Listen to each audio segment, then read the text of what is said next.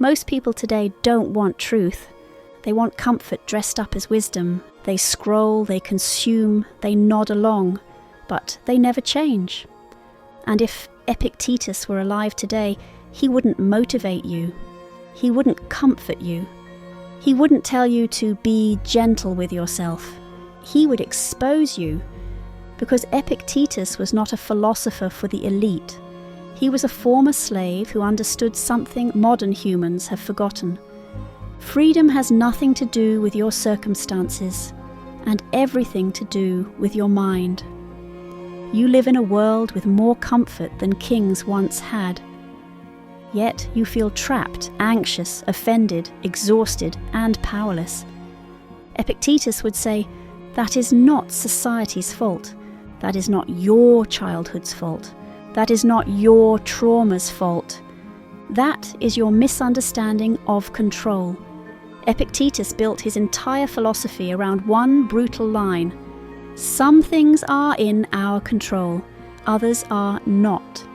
That sounds simple, until you realize almost everything you worry about is outside your control. Your reputation, other people's opinions, the economy, your partner's feelings, and your past mistakes, the future. And yet modern people spend their entire emotional life trying to control what cannot be controlled, and then wonder why they feel powerless. Epictetus would look at your anxiety and say, you suffer not because things are difficult, but because you demand reality obey your desires. Let's make this modern. You send a message, no reply. Your mind spirals. You post content, low engagement. Your identity collapses. Your boss criticizes you. Your mood is ruined for days. Epictetus would say, why have you handed your inner peace to forces you do not command? You call this sensitivity. He would call it slavery, because if another person can disturb your inner state, they own you. And here's the part most people hate to hear. You are not disturbed by events. You are disturbed by your judgments about events. Someone insults you, that's sound waves. You interpret it as humiliation. That's your choice. You lose money. That's circumstance. You interpret it as failure.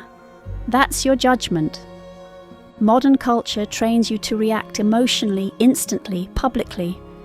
Epictetus trained people to pause, examine, and dominate their inner response. He taught that every event passes through a filter, your mind, and most people never question that filter. They assume their emotions are truth. Epictetus would say, your emotions are opinions, not facts, and opinions can be trained. Let's talk about desire, because this is where Epictetus becomes dangerous. Modern life teaches you want more, crave more, need more money, more validation, more pleasure, more attention. Epictetus flips this upside down. He says, do not try to get what you want only what happens. That sounds insane until you understand it. If you desire outcomes you cannot control, you guarantee suffering. If you desire only your own virtue, your character, discipline, judgment, you become untouchable. Imagine this applied today. You go to the gym. Instead of desiring a perfect body, which depends on genetics, time, and external factors, you desire showing up and training well. You run a business. Instead of obsessing over revenue, you obsess over making correct decisions. You enter relationships. Instead of needing someone to complete you, you focus on being emotionally sovereign. Epictetus didn't teach detachment to escape life. He taught detachment to win at life. Because the person who needs nothing from the world cannot be controlled by it. And this is where modern people misunderstand Stoicism.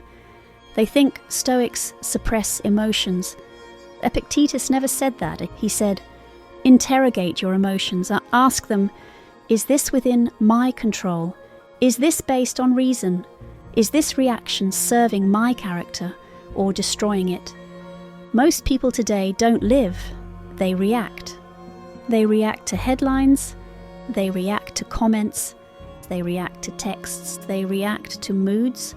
Epictetus trained response ability, the ability to choose your response instead of surrendering it. And here's the most confrontational truth Epictetus taught. No one can harm you without your consent. Not your boss, not your partner, not society, not your past. They can affect your body, they can affect your circumstances, but your character, that is yours alone.